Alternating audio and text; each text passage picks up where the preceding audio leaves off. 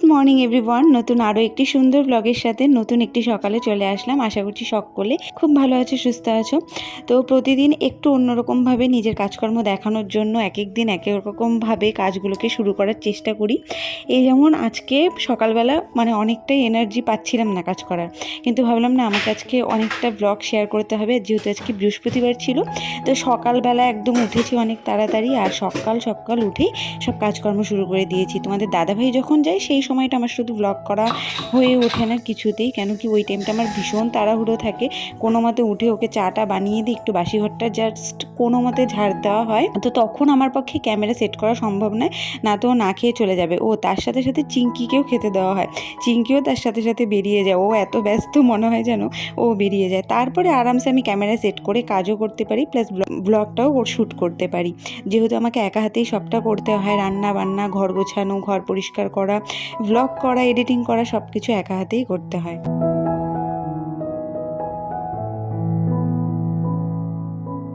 প্রতিদিন আমি রাত্রিবেলা রান্নাঘর পরিষ্কার করা, প্রতিটা ঘর ঝাড় দেওয়া, এই কাজগুলো কিন্তু আমি করে রাখি। বাসনও ধুয়ে রাখি, কিন্তু আমি সপ্তাহে একদিন চেষ্টা করি যে এই সব জিনিসগুলো নামিয়ে একটু পরিষ্কার করা, কেননা ধুলো পড়ে যায়। কোনো কোনো সময় 2 দিনও করা হয়, 3 দিনও করা হয়ে যায়, কিন্তু ইদানিং শরীরটা আগের মতো অতটাও ভালো নেই। তো সপ্তাহে একদিন করে তো আমি করার চেষ্টা করি, আলমারি মোছা, প্রতিটা জিনিস করার চেষ্টা করি। কিন্তু ওই যে ক্যামেরাটা সবসময় সেট করা হয়ে ওঠে না। মাঝখানে কিন্তু আমি আলমারি গুছিয়েছি, তখন আমার এতটা তাড়াহুড়ো ছিল, তার থেকেও বড় কথা তখন আমি মার সাথে ফোনে গল্প করছিলাম, যার জন্য আর ওই ক্যামেরা সেট করে আমার ভিডিওটা করা হয়নি। কারণ সকালের টাইমটা মার সাথে কথা না বললেও না একদম ভালো লাগে না। মানে সারাদিনে তো প্রচুর কথা বলা হয়, আর রাত্রিবেলা ঘুমানোর আগে একবার কথা বলবো, আর সকালবেলা উঠে একবার কথা বলবো। এই দুটো টাইম আমার না বললে সব থেকে বেশি অস্বস্তি ফিল। তোমরা অনেকেই কমেন্ট করো যে ব্লগটা একটু দিদিভাই বা বোন একটু বড় দিও। তো আমি চেষ্টা করছি যে একটু বড় ভিডিও তোমাদের সাথে করব, যার জন্য আজকে সকাল 6টায় উঠেছি, আর ভেবেছি যে সব কাজকর্মগুলো শেয়ার করতে হবে। যেহেতু মানে ক্যামেরা সেট করে আমাকে কাজ করতে হবে, তো তার জন্য আমাকে একটু তাড়াতাড়ি উঠতে হবেই, না তো আমাকে ক্যামেরা সেট করা, কাজ করা দুটো একসাথে করতে হয়। তো তার জন্য আজকে সকাল 6টায় উঠেছি, ভাবলাম যে আজকে আমি একটু বড় তোমাদের সঙ্গে ব্লগটা শেয়ার করব। তো এদিকে সকালে আজকেও আমি আমমুড়ি খেয়েছি। আমের সিজন আসলে আমি একদম, আমার ভীষণ পছন্দের জিনিস আম।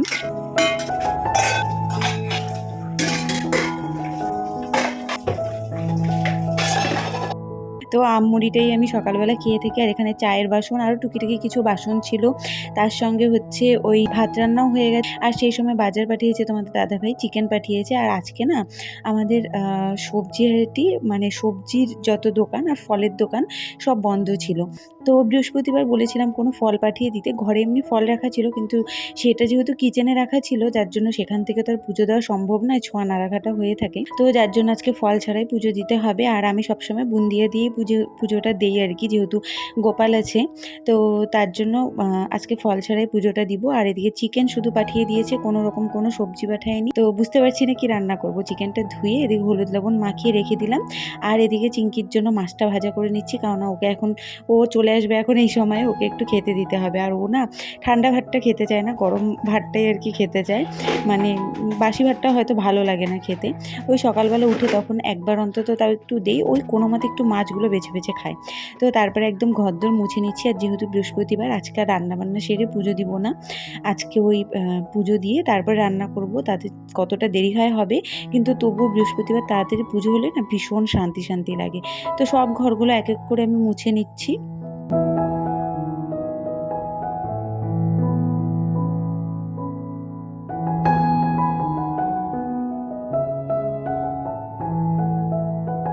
তোমরা লক্ষ্য করেছো কিনা জানি না, আগেও আমি ডেইলি ব্লগে আমার কাজকর্মের ভিডিও শেয়ার করতাম, কিন্তু আগে কিন্তু একটু অন্যরকমভাবে শেয়ার করতাম। সামনে এসে তোমাদের সাথে কথা বলতাম, তারপরে মনে করো টুকটাক এদিক ওদিক যাওয়া, এগুলোও শেয়ার করতাম। এখন কিন্তু সেভাবে আর শেয়ার করছি না। তো কেমন লাগছে নতুনভাবে এই ভিডিও শেয়ার করাটা, অবশ্যই একটা কিন্তু কমেন্টে জানিও।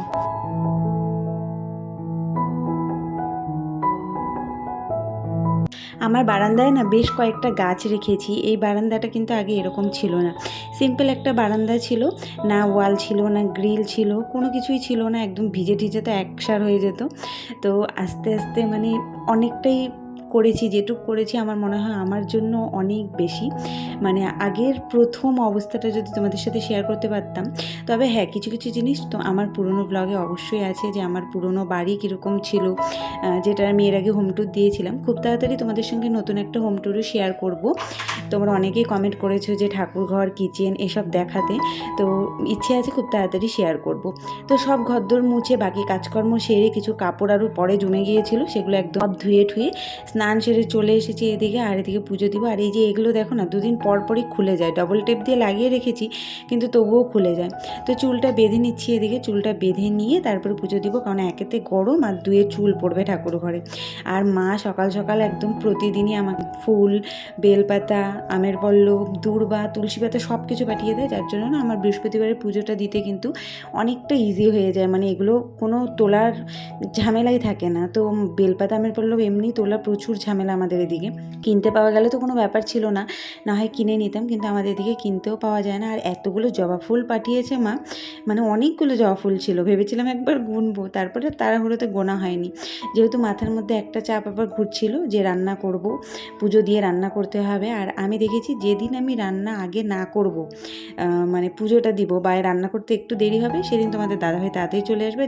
যে যখন তাড়াতাড়ি রান্না হবে তখন ও আরও প্রচুর দেরি করে আসবে। আর এদিকে টুকিটাকি কিছু পিতলের, আর এদিকে ওই যে গোপালকে স্নান করাই যে তামার থালাটা, তারপরে দু একটা পিতলের মানে কাঁসা নাকি ঠিক আমি জানি না, এই ঘটিটা মনে হয় কাঁসারই। আর ঘটিটা এত সুন্দর ভারী, যেটা লক্ষ্মী ঠাকুরের আর কি ঘট বসাই। তো সব কিছু একবারে মেজে টেজে নিচ্ছি, ভালো করে চকচক করে তেঁতুল দিয়ে মেজে নিচ্ছি, কারণ টক দিয়ে মাজলে না এত সাদা ফটফটে এত চকচকে হয়, দেখতে ভীষণ ভালো লাগে। আর এই সিঁদুরটা যে কেন ওঠে না, এত চিটচিটে কেন হয়ে গেছে জানি না। আমাদের বাড়িতে আগে যখন বাসন মাজতাম সিঁদুরটা তুলতে না, মানে অতটাও বেশি খাটনি হতো না, খুব চিটচিটে লাগে।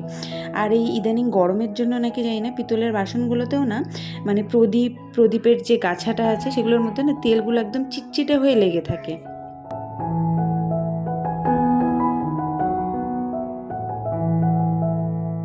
সব একবারে শুকনো কাপড় দিয়ে মুছে নিলাম, কেন কি না তো জলের দাগ বসে যাবে। আমাদের ওই বাড়িতে তো পিতলের অনেকগুলো বাসন, বৃহস্পতিবার করে অনেকগুলো বাসন মাজতে হয়, বড় বড় গাছা, প্রদীপ অনেকগুলো। এখানে তো আমার সেরকম একটা নেই, যেহেতু আমার কিছুদিনেরই ঠাকুরঘর আছে, এটাই আমার ভাবলে ভীষণ আনন্দ লাগে। যখন পুজোটা কমপ্লিট হয় না, প্রতিদিন পুজো দিই, এত ভালো লাগে দেখতে, পুজো দিই সন্ধ্যা দিই যখন, এত ভালো লাগে। আর আগে যখন ঠাকুরঘর ছিল না, ভালোই লাগতো না, মনে হতো ওই প্রতিদিন খাওয়া দাওয়া রান্না বাস এটুকুই। তো একটা পুজো দেওয়া থাকলে না তার মধ্যে মনে হয় হ্যাঁ, মানে পুরো সংসারটা একটা কমপ্লিট যাকে বলে মনে হয়। আর এদিকে দেখো সব একদম বেলপাতা, আমের পল্লব, দূর্বা ফুল সব কিছু সুন্দর করে সাজিয়ে নিয়েছি, দেখতে কি ভালো লাগছে।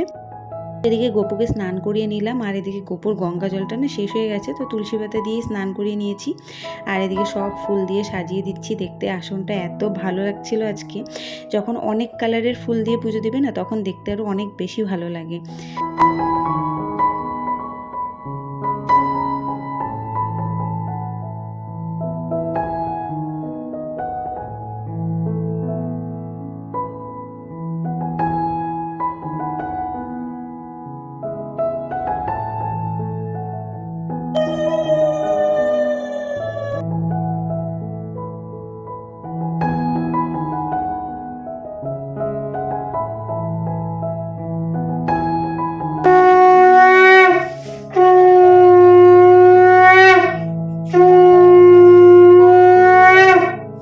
তো চলো, আমার বৃহস্পতিবারের পুজো দেওয়া কমপ্লিট। আর ওদিকে দেখো ঝিলিকও পুজো দিবে ওদের ঘরে, তো ও ওইদিকে বাসন মাঝামাঝি করছিল।